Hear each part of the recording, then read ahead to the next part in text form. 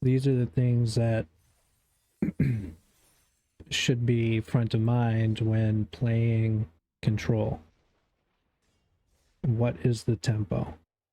How do I disrupt the tempo and force it into a mold that I want? That's the whole point of this kind of deck, this style of Control. We are trying to shape the game in these specific ways that we want, that will take advantage of our game plan and not the opponent's. If we can't do that, then we will probably lose. But if we can, one, it's very frustrating for an opponent. But two, it gets very confusing. They don't know when they can play things, when they can't play things, what's going to happen, what's not going to happen. So it becomes very difficult for them to plan to do or to not do anything in particular.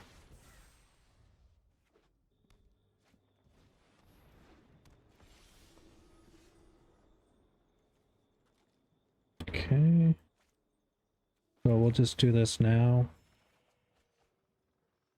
Get rid of the deluge and one of those considers.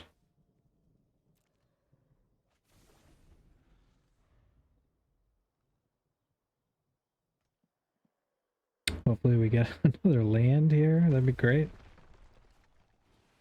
So our opponent already has thrown off enough that they've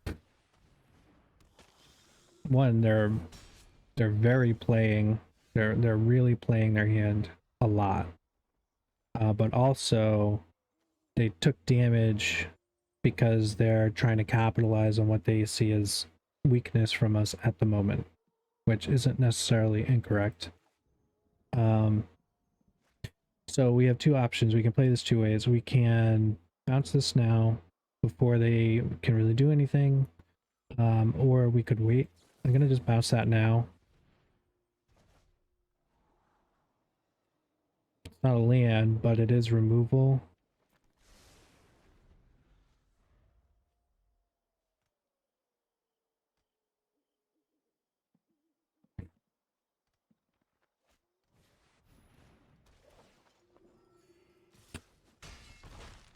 Okay.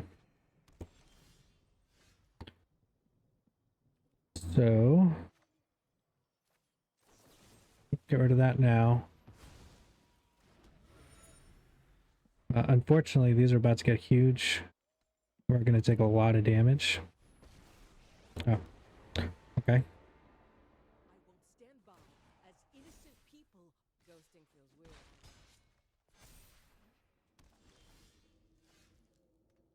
Oh, boy. It's terrible.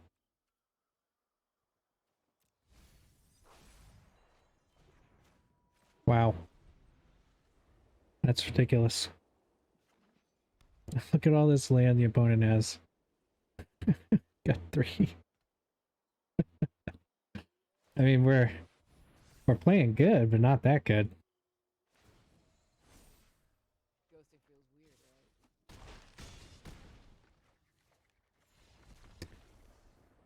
Okay, well, there's almost nothing you can do when you're just getting no land whatsoever. We gave it valiant effort. I mean, we held it off long enough that they were getting agitated. You know, we could tell they were getting agitated. If we had gotten 2 land even, I would say that would have been a much different game. We still might have lost, but 2 more land, like more appropriately when we should have gotten it.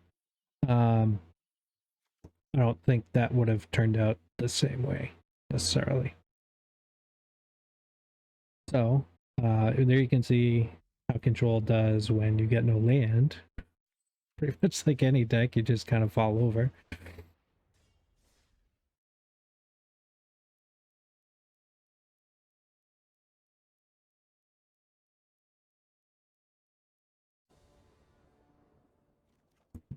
Okay.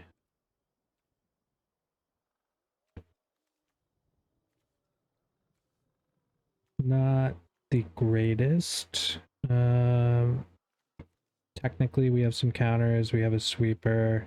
We can use that as a white source, so we'll keep it.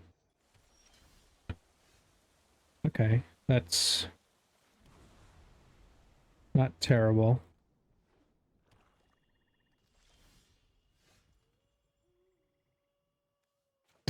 We'll go with this one, and then let's foretell that now. Wow. Rogues.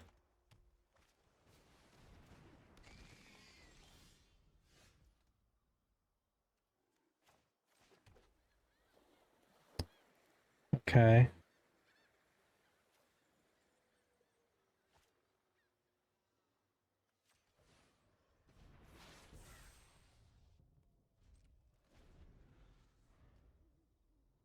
Don't see actual rogues very much at the moment. Let's take a peek at the top of our deck here. Okay, sure. No. We want the land. Okay.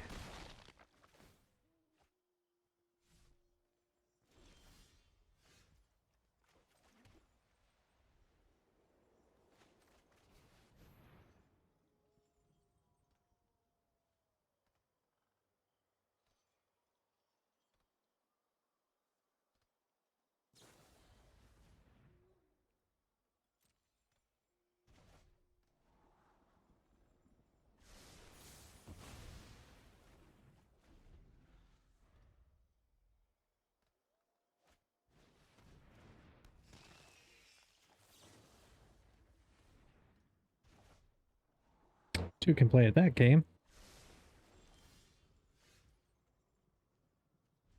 That's turn.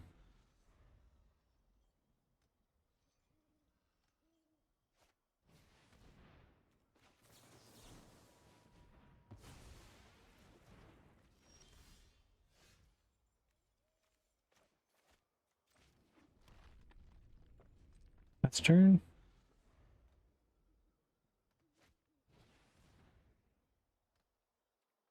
Okay.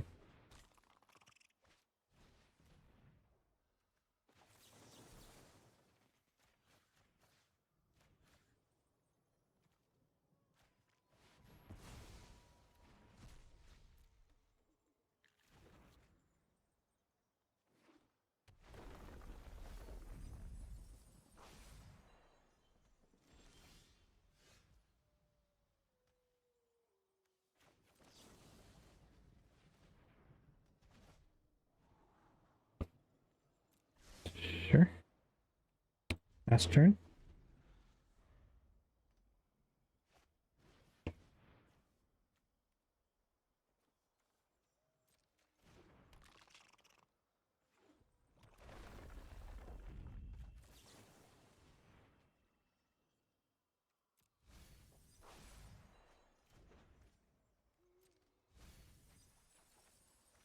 Okay.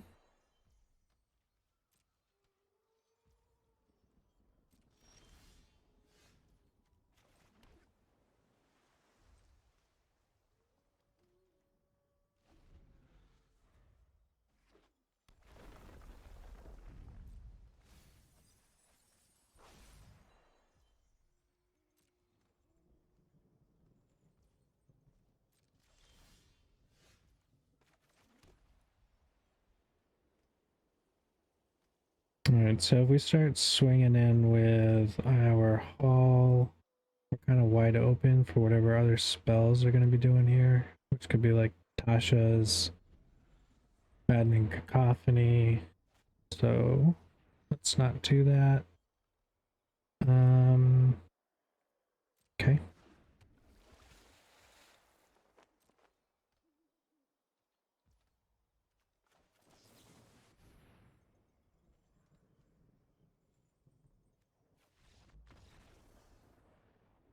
All right.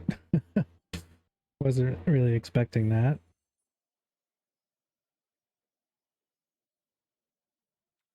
I'll take it though.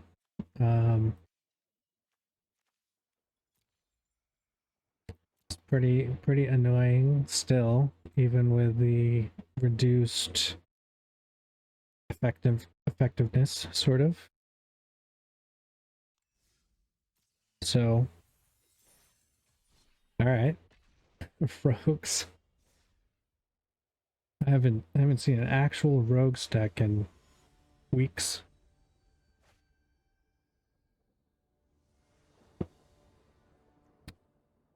Okay, let's play against Wasabi. All right, good sweeper. Bounce, learn, draw, enough land. Sure. Okay.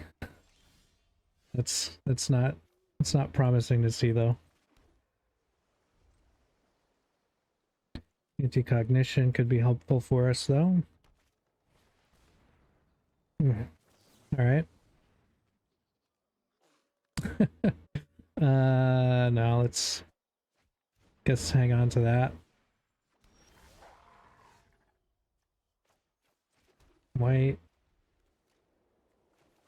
Foretell that.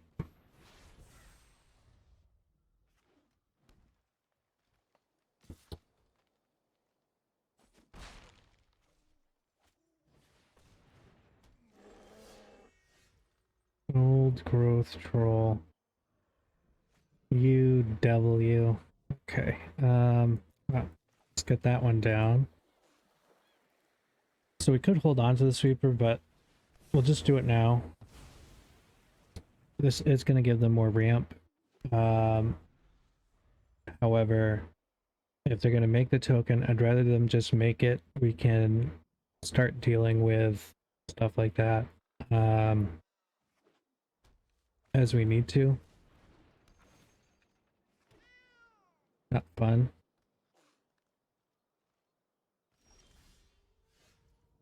Okay. Play that. Pass turn. So we can counter something and we can kill something. That's good. Cool.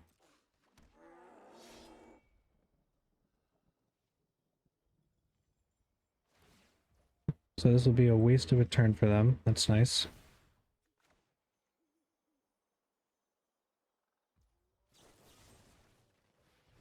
See you later.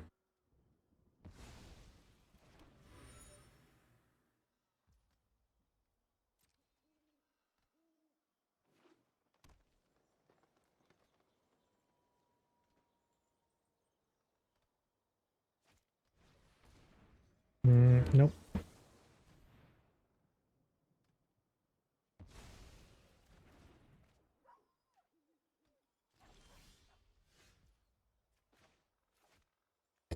Let's go with another white, and let's bring Emery down.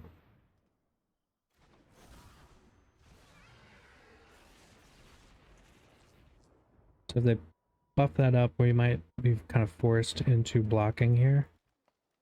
But it's okay. We'll do what we have to do.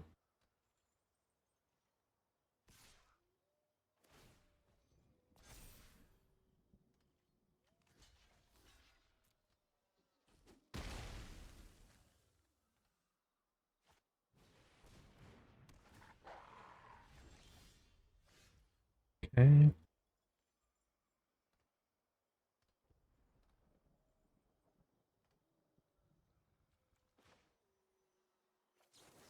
So let's get rid of that now.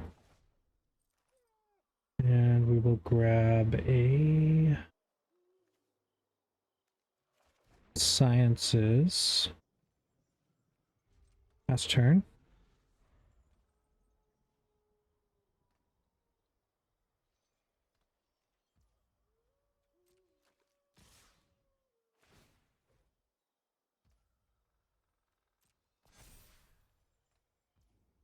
Yep.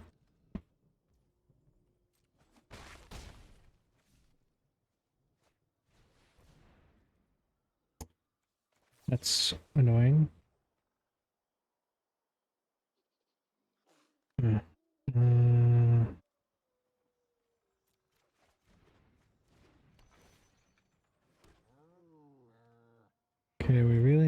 a sweeper. That is not a sweeper.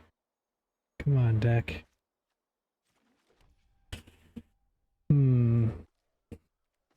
Well, let's gain some life.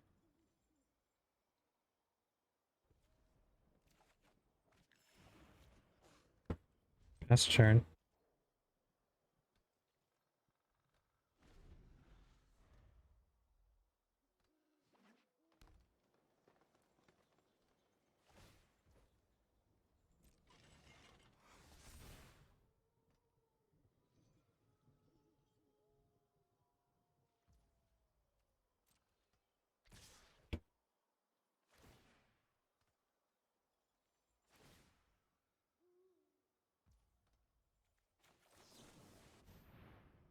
So unfortunately, even if we kind of like clear their board somehow here, the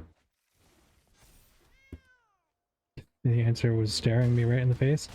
We're at such low life, Faceless will just kind of kill us next turn. So, man, that is crazy. We're getting nothing.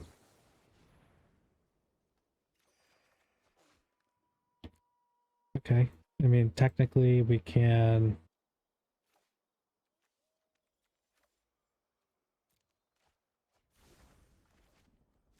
Doomscar it up. Doesn't really matter. I mean, they can just kind of swing in still for, let's see, 3, 4. That can't be 0, so I can't swing in with that one. 5, at least 5. Then we're at 2.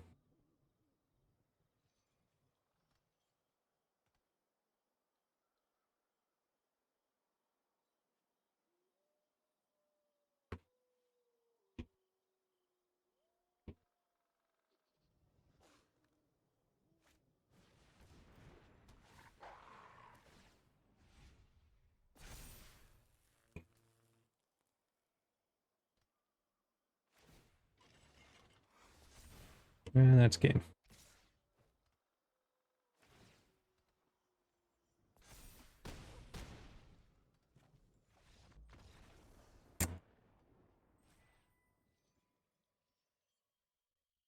All right, mono green. Mono green is immensely strong right now. Pretty much everything struggles with it. It has so much value. Old growth troll, ranger class, Wrenn, Seeker's chariot, pack leader. I mean, go on and on. It's nigh unstoppable. It is so fast. It gets so wide so quickly. The creatures grow so big. It's just very, very difficult to stop once that gets rolling.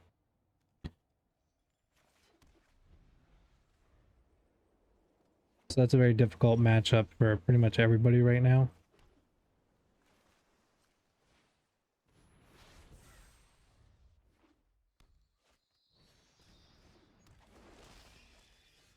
Okay, Simic. Nice. Don't see those too often either. So we have a choice. We can go for the Doomscar, which is what we're gonna do. Or we could have gone for blue to have those options up. So this deck is going to be playing Root Coil, Seraph, Leer, probably, Coma, stuff like that. Alright, cool. So we could wipe here, but I'd rather let them play a couple more things onto the board, and maybe like a Seraph. I think they have protection.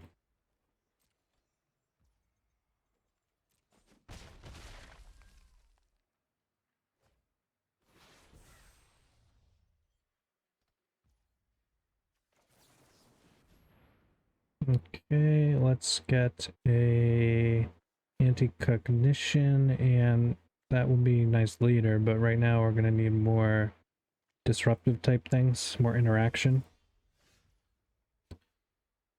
There, Field of Ruin, and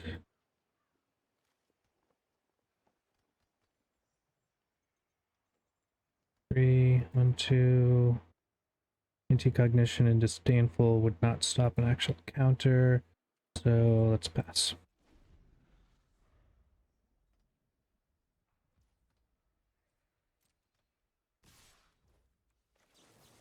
Okay, let's try to bounce that. Cool. Pass.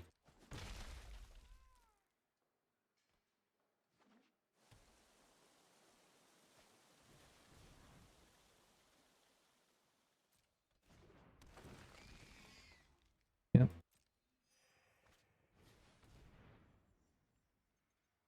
Okay, let's tax that.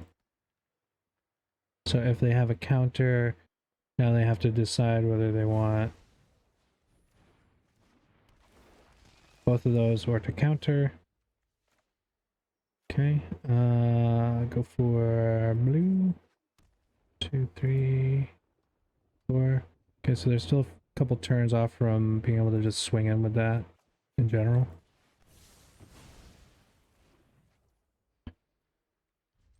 Pass the turn, and we have Field of Ruin now anyway. Nope. Just say no to Wrenn, folks. Just say no.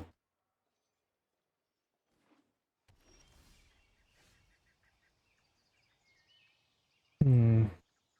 1, 2, 3, 4, 5, 6.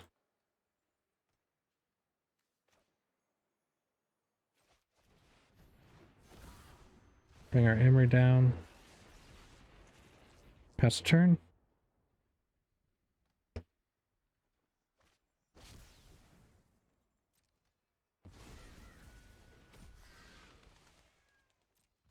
Okay.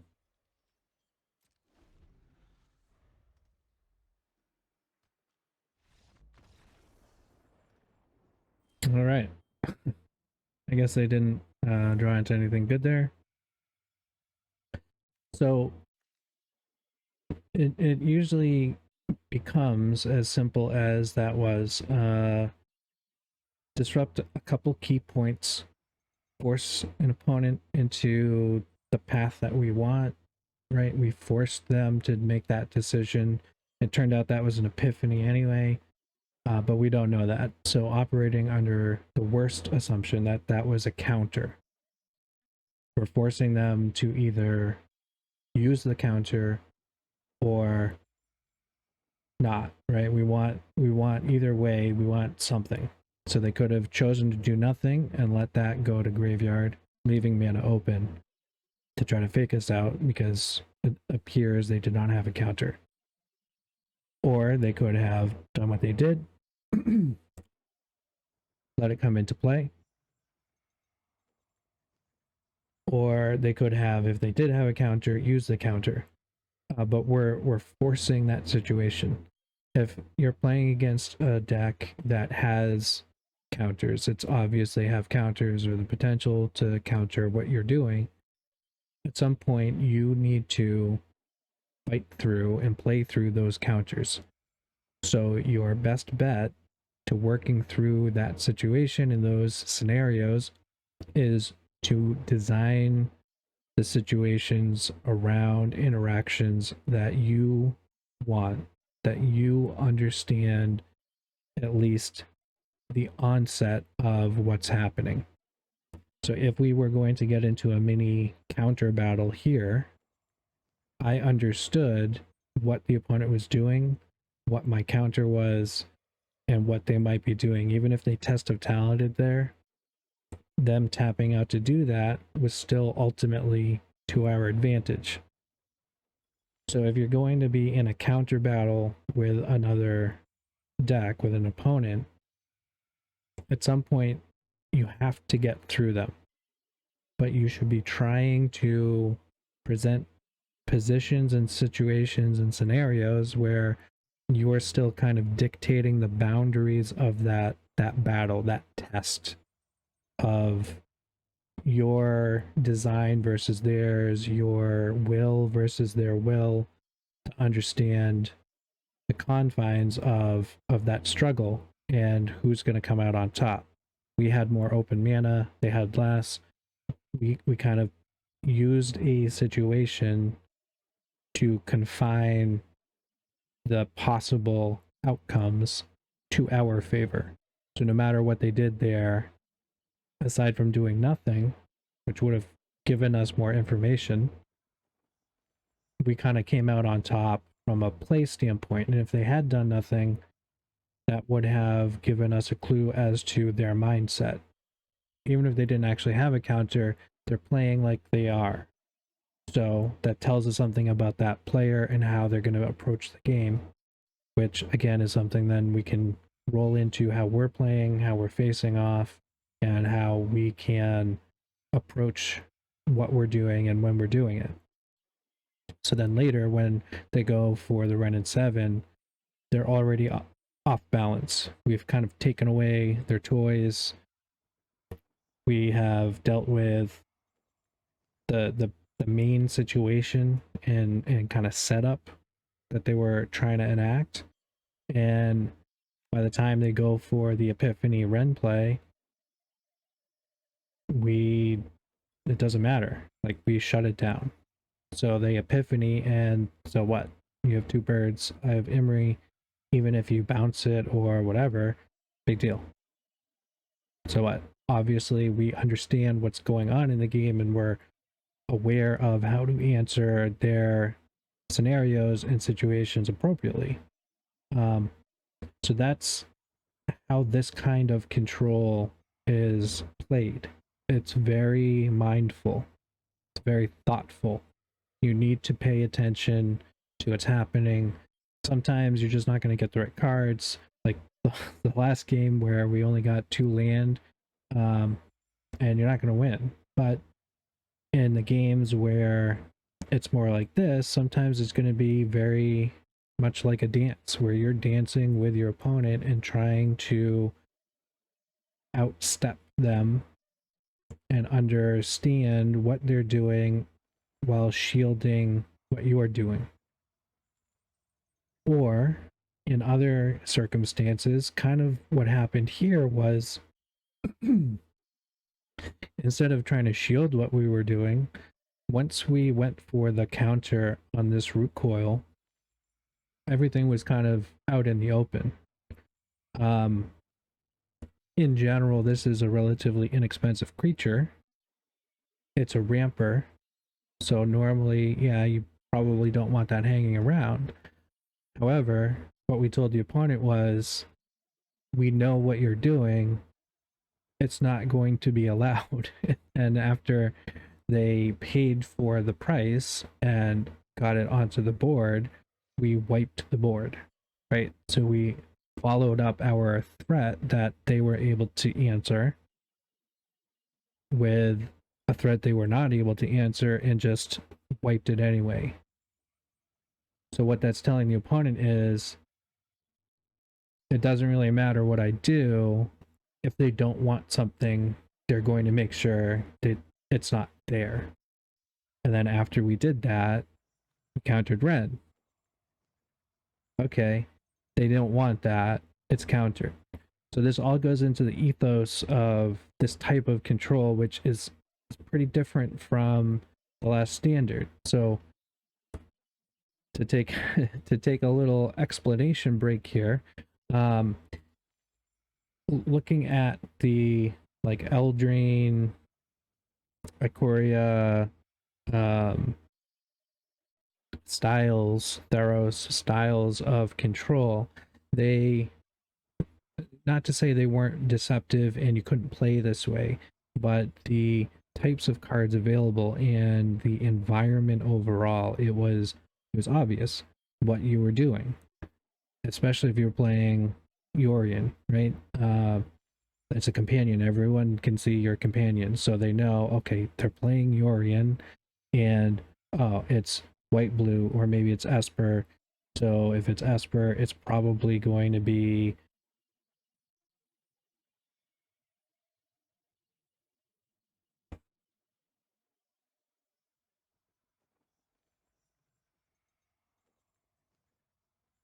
gosh.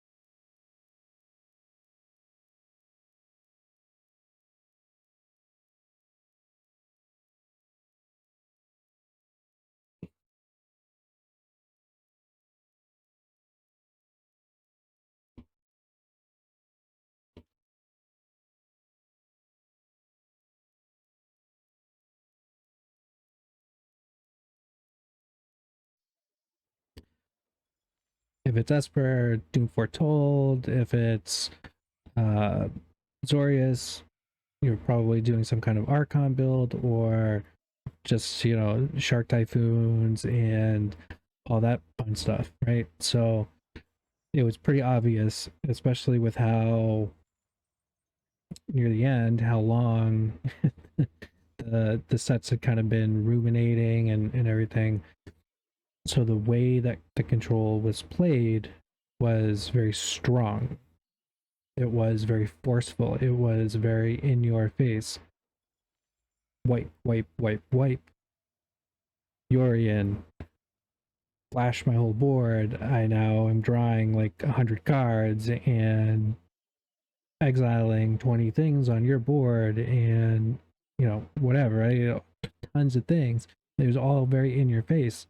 And it wasn't so much a dance. It wasn't necessarily that you needed to care so much about what your opponent was doing or establishing this idea in your opponent's mind that it doesn't matter what I do, they have a distinct answer for each of those things. It was just kind of a blanket, well, it doesn't matter. Like, we get to turn 5, the game's over, I've kind of taken over. That was pretty much how it went with those decks. Whereas now, that's not a given. So these types of control matchups are much more nuanced, and it takes it will take, if you're not used to playing control, it will take a lot of thought initially on when you're countering. What is an appropriate thing to counter? Why is it appropriate to counter or not counter? Why was that root coil the right counterplay versus letting that go and then just trying to do our Doomscar, because then we're down a counterspell and the Doomscar. Again, the reason why I went for the root coil counter was, first, practically, if they had a counter, I wanted to try to make them tap down. This type of deck is relying on that ramp. So they can use that ramp to like power up their Hall of the Storm Giants or get a coma out or any number of different pretty bad for us things. So shutting down ramp is actually very important for that particular deck, which is something, again, paying attention to decks overall, archetypes, meta, important. On top of that, it was, again, for the mental aspect, the nuance of this particular game in this particular moment. We want to find out what the opponent has, but also to tell the opponent, we know what you're doing, and one, we're going to try to stop it.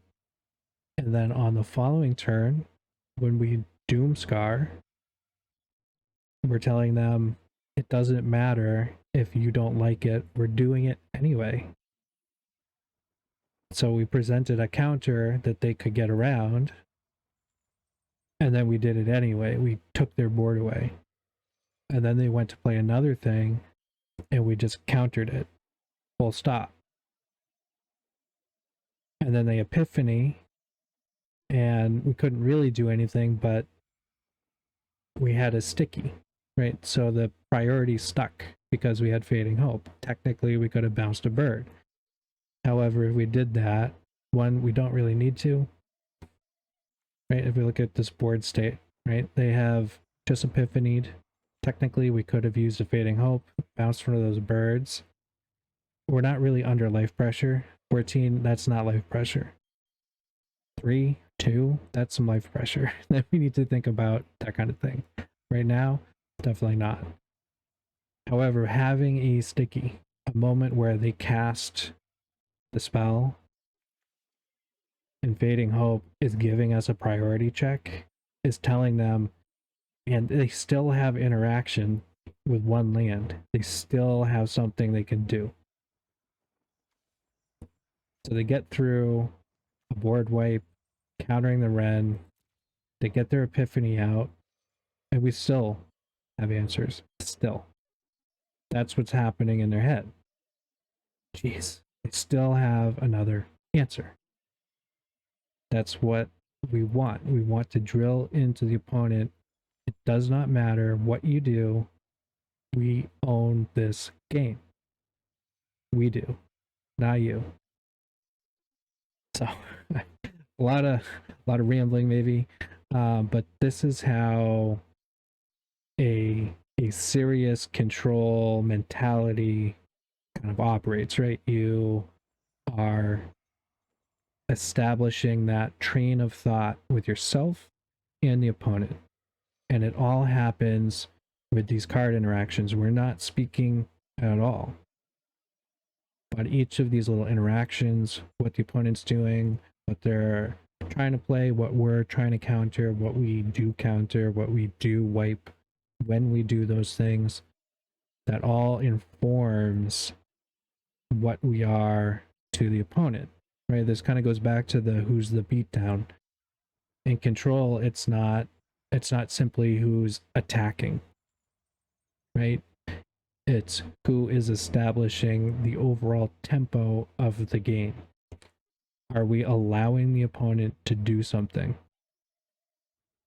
When they have a sticky priority check, and then we allow that thing to happen, at a certain point in the game, if we're kind of doing the real control, the full gamut control, the brain is saying, are they going to let me do this? Geez, let's see. We've already essentially kind of mentally won there, because now they're always mentally checking themselves. Oh, am I going to get this through? Are they going to let it happen? And they're going to second guess everything they do and play in a way that they don't normally want to play, because they're trying to play to our game instead of to their game. So that is my spiel on control, and an example of how even such a short time span, game can be a very, very good illustration of that mindset progression, and how a game kind of morphs from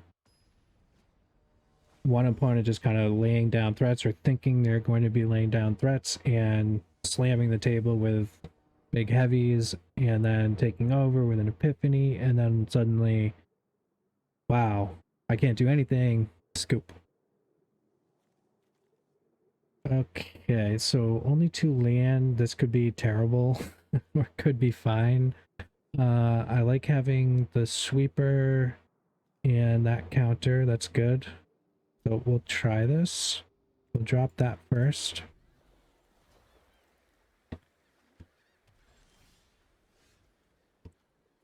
Okay, we'll drop the inversion.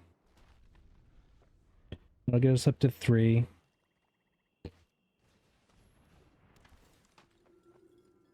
Okay, it's going to be a cleric deck. Let's foretell that. We will drop the island. Tabrax, okay. so we have two. Like another blue. We could sweep here, but I'm gonna hold off. And let's see what they kind of do. Yeah, it's fine. Dawnbringer.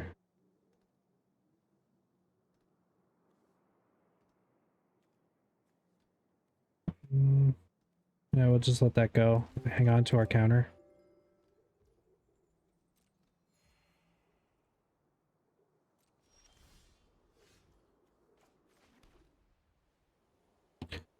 So if we sweep, they'll be able to power up the Faceless, which they most likely will. It's kind of okay. We still have now counter available, theoretically.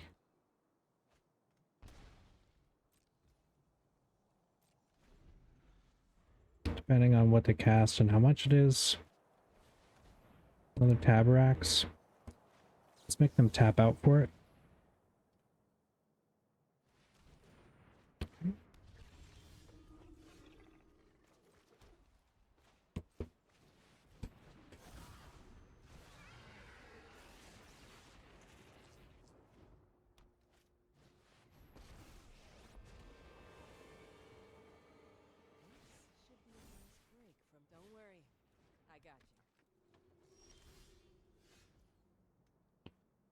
Two, three, four, five, six. Alright, so let's foretell that. And pass turn.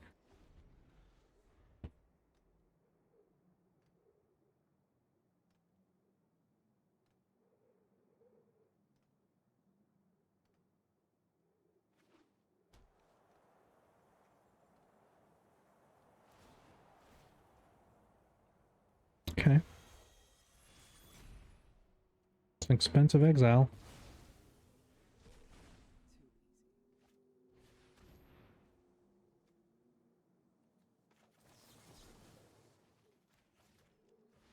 Cut those back.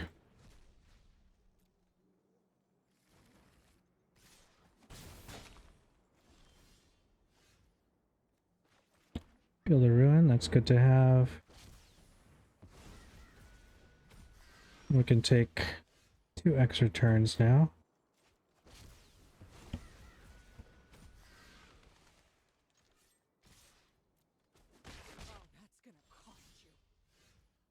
Oh, 3 extra turns.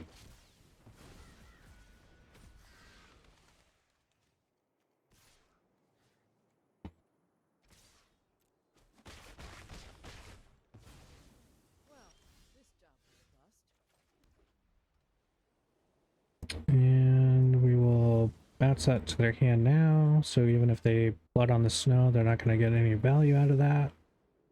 And pass turn.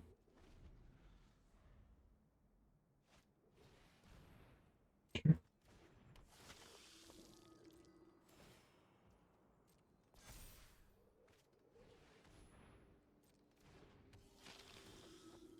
Mm-hmm.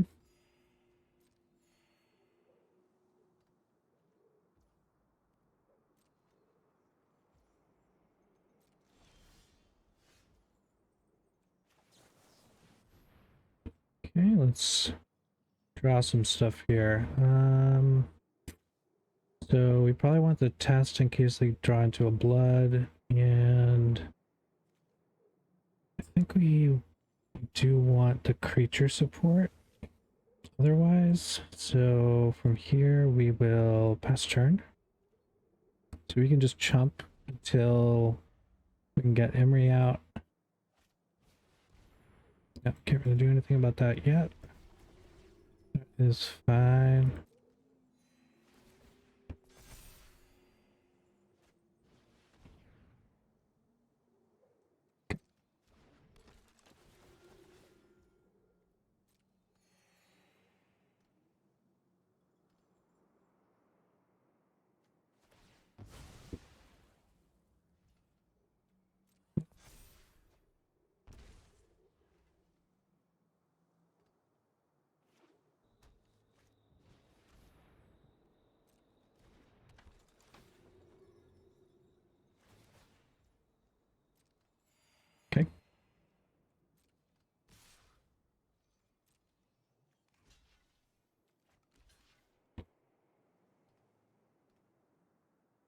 So we will block just one now, and then we'll leave that up so we can block when that comes in. And I think we'll do a Faithful Mending here. Okay, perfect. So we'll get rid of that and guess the test.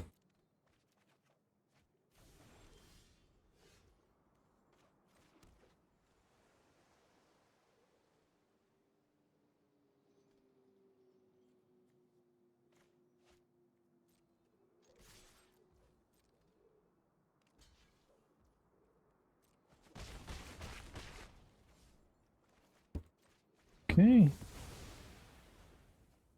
Wipe the field. So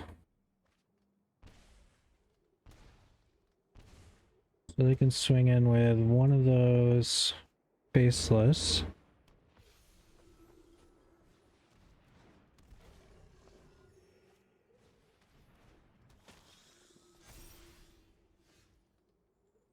Okay. 5, 8, 12. We can kill one of the faceless.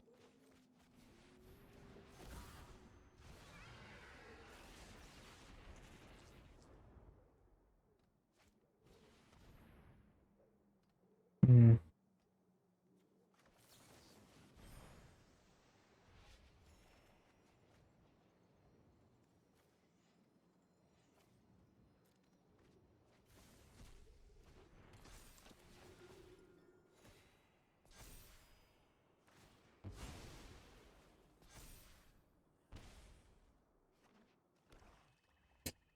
Alright, they already have lethal.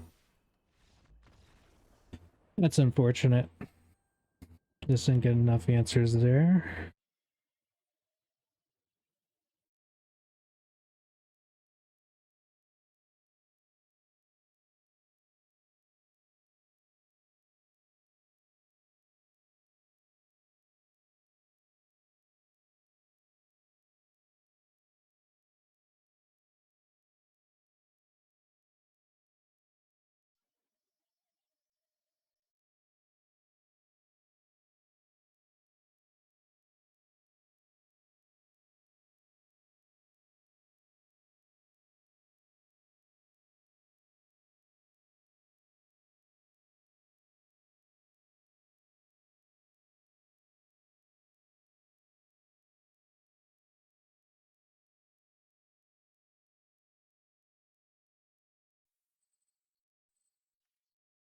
Alright, let's try one more here.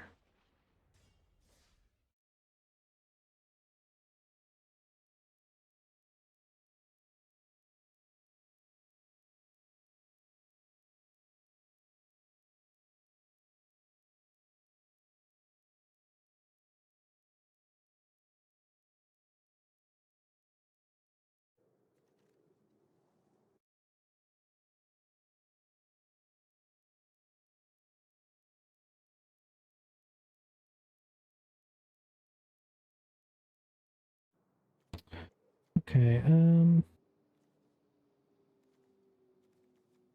little strange, but we can get up to wipe territory. We have removal. We'll try it.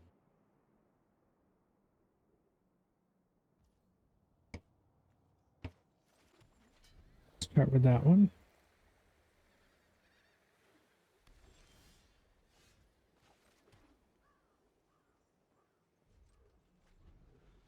So I didn't foretell here, so we have the option to consider at the end of their turn here. Yeah, we're getting a lot of Orzhov right now. Nope, let's take that. That's good. Oh, even better.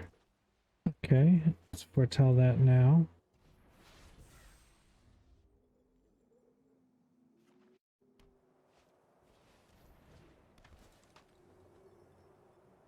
Okay.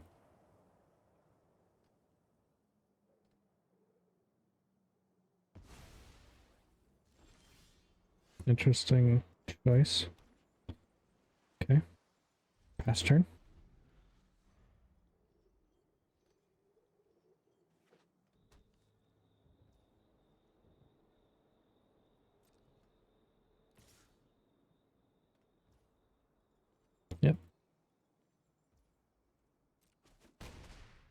Go ahead. It's your life. It's fine. Just draw some stuff. Wow. Jesus. I guess we'll take one of those and one of those. And drop that. And all that. And might as well get rid of that now.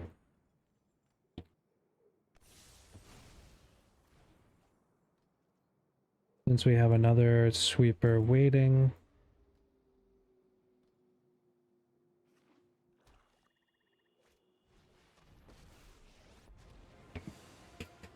Okay.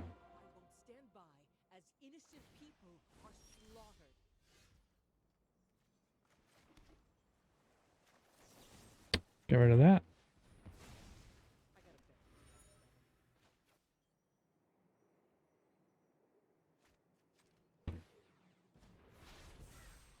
Or tell that one. You're getting all the sweepers. I can never get this many sweepers. Envy the strong, for they my will cannot be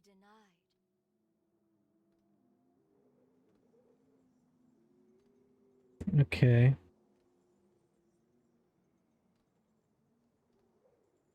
So we'll pass the turn for now.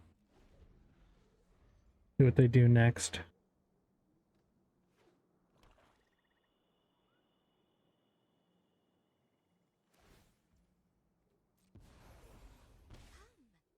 I'll tell you a secret. Yep.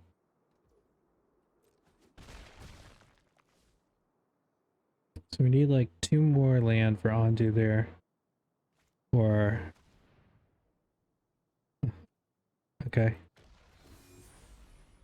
That's unfortunate. Even if we were to sweep now, we can't kill those ones.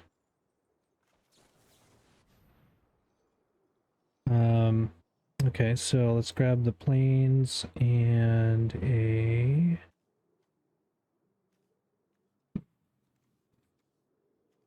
devious cover up, I guess.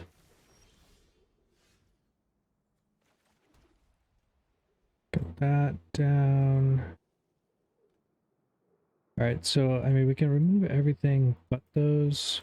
It's not ideal, but You'll fall into my web you won't again. just die straight up, so Do what I demand. it's not bad.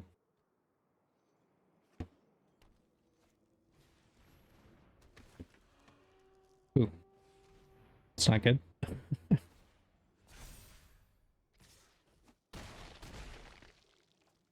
Okay.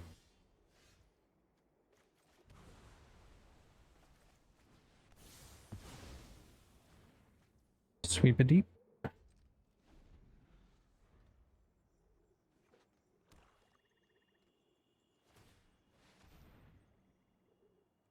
Sure.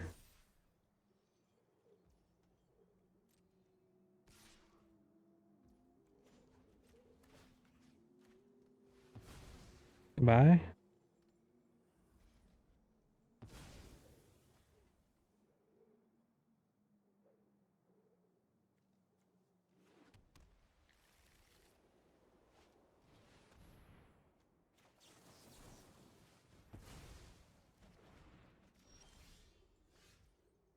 Opponent trying to be sneaky there.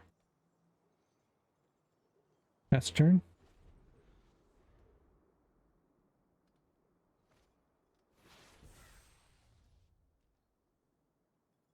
Mortel, huh?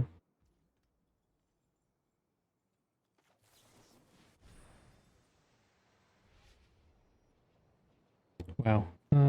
Let's go with a test and epiphany.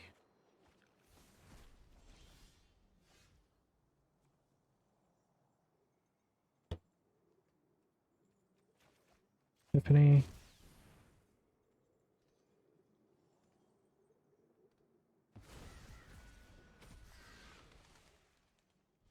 That's turn.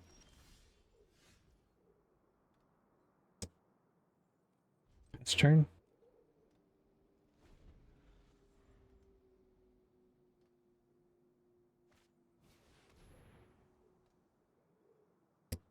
Really?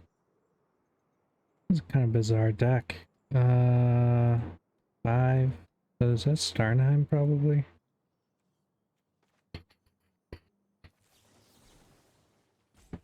Let's go with boom, boom, boom, boom.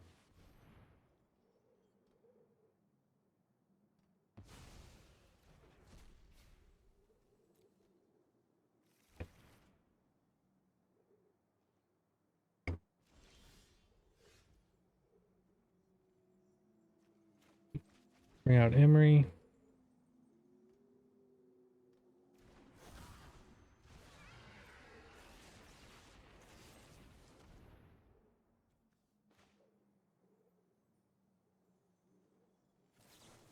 Yeah, that's worth testing.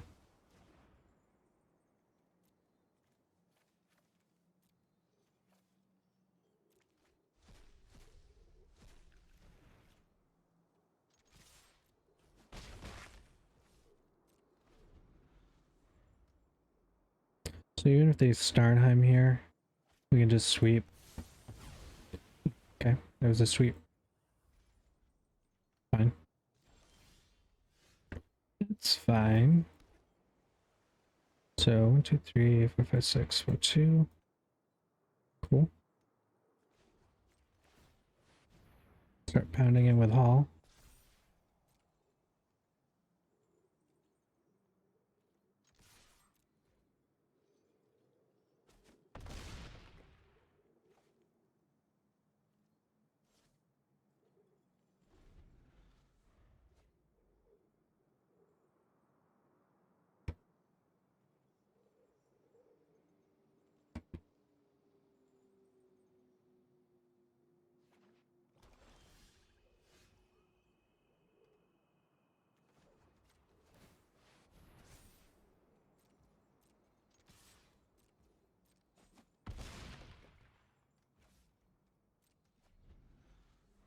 Alright, Barney got one turn.